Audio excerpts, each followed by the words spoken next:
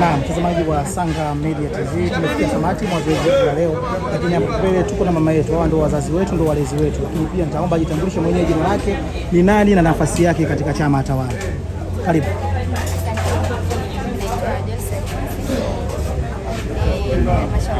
Okay.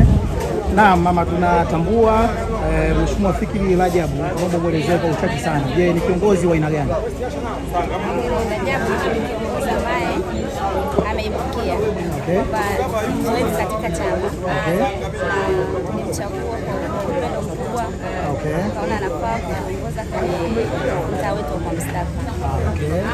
Na sisi kama waandishi tuna baadhi ya vitu vilivyo kufuatilia, miongoni mwa mtu ambaye ashakuwa na baadhi ya nyadhifa mbalimbali kata yetu ya Pugu, lakini akaamua kuachana hizo nyadhifa mbalimbali na akaamua kurudi huku chini kabisa, akaamua kuwa ni mwenyekiti wa serikali ya mtaa kwa Mustafa. Je, unahisi ni kitu gani ambacho kilimsukuma hasa hadi akaamua kuwa mwenyekiti wa serikali za mtaa? Kitu cha msingi kabisa ambacho kilimkuta ndio kwanza kabisa ni mtu ambaye anajua changamoto zote za mtaa wetu wa Mustafa.